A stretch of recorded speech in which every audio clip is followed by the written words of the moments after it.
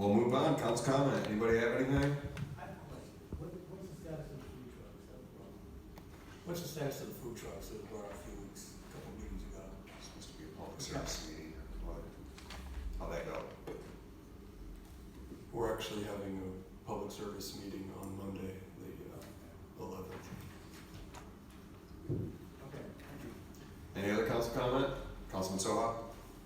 I just wanted to reiterate that Eric Hoffman called me about this vehicle purchase and wanted to thank Dave Mackey for getting him involved in the opportunity to present a quote because he didn't have the thing, but he also was the one that reiterated the specifications need to be very clear because when they're ambiguous, it's difficult for the dealership to give a proper quote. And if we would have voted, I would have liked to have given the business to Stillwell Ford and appreciate the city giving the local dealerships the opportunity. But then at the same time, when I learned about how much, that's why I decided to not approve it at this time anyways. Mr. Mayor, I would respectfully ask that when letters are submitted, that the author of the letter have the opportunity to speak to it in general public comment and not because we have had During not communications. during communications and petitions. Okay. Is that how the rest of council feels? It's always been my policy to let people submit letters into communications and then have an opportunity to address it, but I'm willing to go with whatever council wants. So we have had citizens who write the letter meeting after meeting. I know So that. we don't need to drag on meetings for 2 hours, so, I mean, we can read. Okay. Councilman Sharp? First of all, I want to say that 36 Howard is almost totally cleaned up. The 2 houses. I sent Dave a picture of it last week when I was driving by there getting all right. I was going to send you one too, Mr. Stuccio, but I go by every day. yeah, it's good to see that's being taken care of. The roads, I've already talked to Jason about the main road out there, the cracks you see in the main highway there. It's concerning. Well, we're going to put a patch on it, but supposedly, possibly next year, MDOT's going to do something with our roads. We hope, we pray. The fair is coming up, that's a good thing. Don't forget the fly-in, that's another good thing for the city. The trains, that's what I'm looking forward to. There's a lot going on in the city right now, and we want to promote Hillsdale, keep it on the positive side. That's the one thing we definitely want to do is keep this on the positive side. Farmers market Saturday morning, holy cow, it was so busy up there. Then at 3 o'clock when we came back from Wasion, Ohio, where was everybody? That looked like there was just a few cars downtown, that was it. And that's where we've got to work on doing something different there because on Saturday afternoon, you go through downtown Hillsdale, it's vacant. And it really is, it's sad with seeing how empty it is. And thank you, ma'am, I appreciate it. That's all I got. Any more council comment? Councilman Morrison? Yeah, I just wanted to clarify this point about how much what rank the Hillsdale College is on the tax roll. It was the case at one time that they were the top taxpayer in town. However, that has been stated, I think I mentioned that at a public meeting a few years ago, but that is no longer the case if I'm correct. I think they're, what, 7th? They're 7th highest right now.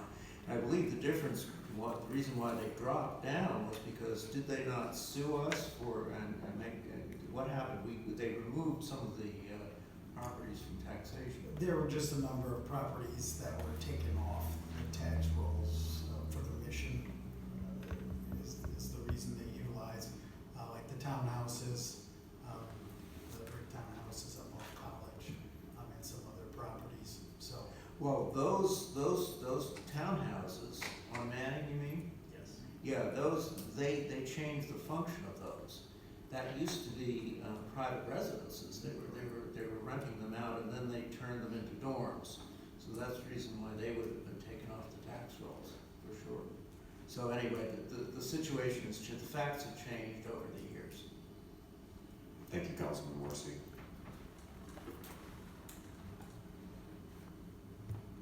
I do have that letter from myself to the college. I hope that you guys all had a chance to look at it.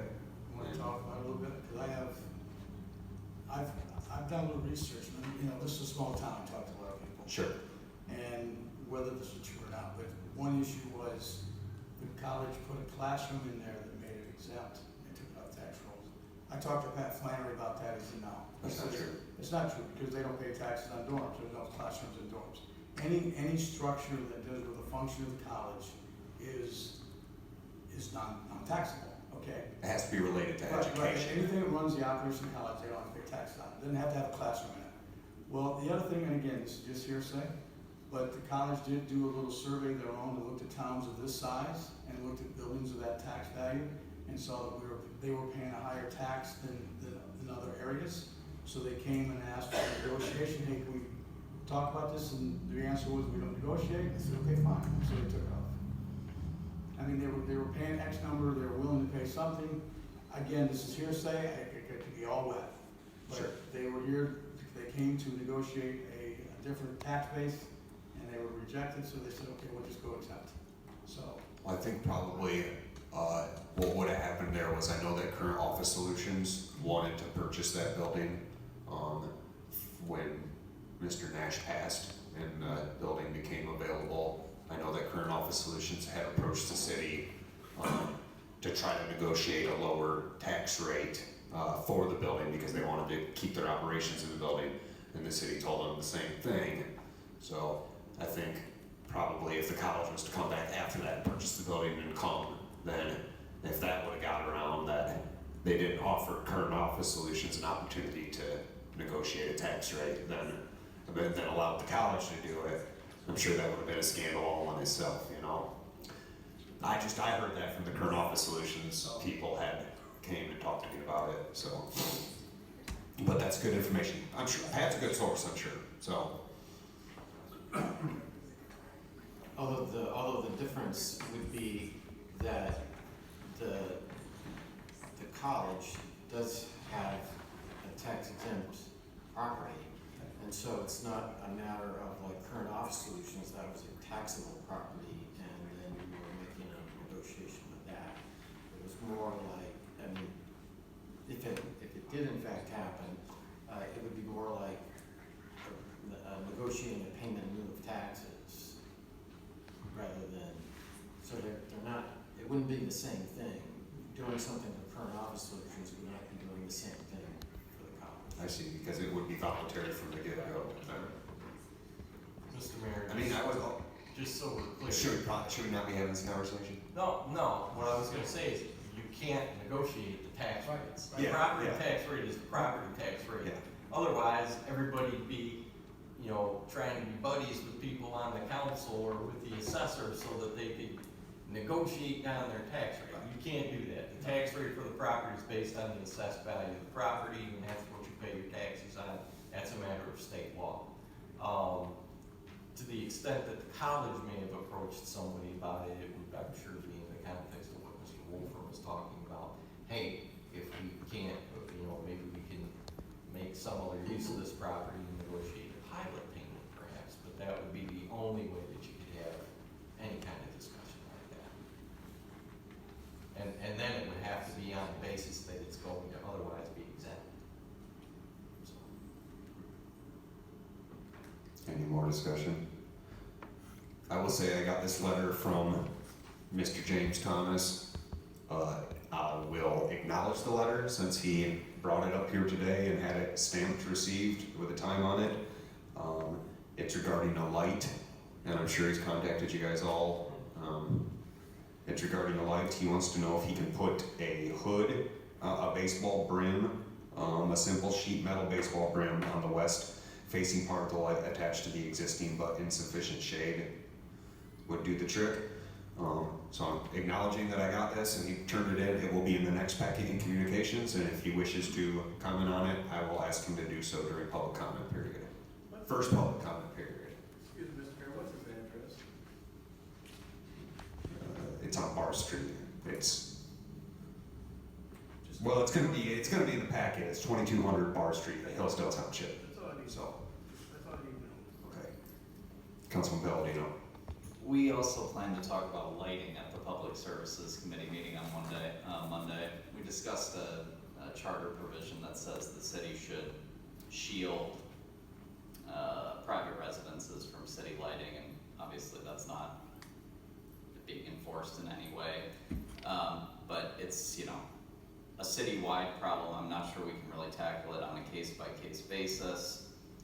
But I think in the future we should consider, especially these massive sort of highway lights that are 20 feet in the air, it seems like, trying to shade those as, slowly transitioning the city into compliance with the charter in that regard. Thank you, Josh. Any more council comment? You guys wanna go home?